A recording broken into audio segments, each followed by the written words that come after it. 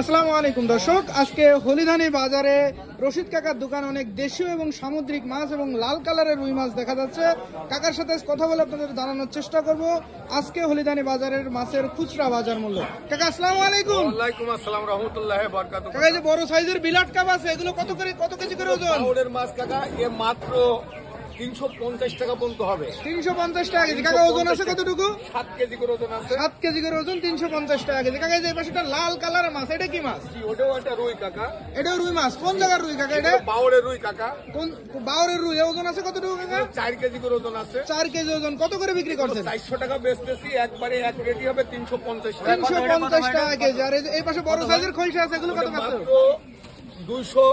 200 টাকা কেজি হবে। 200 টাকা কেজি রাখা যাবে। আর এই দেশি ট্যাংরা এটা 120 টাকা পোয়া।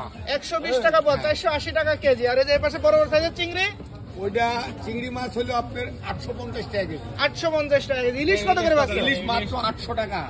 800 টাকা কেজি। কয়টা কেজি হবে? এটা দুটা আড়াইটাই কেজি। দুইটা আড়াইটাই কেজি, 800 টাকা কেজি। আর এই পাশে পাকাল রয়েছে, এগুলো কত বাঁচছে? মাত্র 550 টাকা। 550 টাকা কেজি। এই পাশে রুই আরেকটা আছে কাকা, এগুলো কত বাঁচছে? তিনটাই বেশি জি। রুই এর পাশে এটা এটা 400 টাকা। রুই এর পাশে এটা 400 টাকা কেজি। এর ওজন আছে কতটুকু? ওটা 3 কেজি ওজন আছে। 3 কেজি ওজন, 400 টাকা কেজি।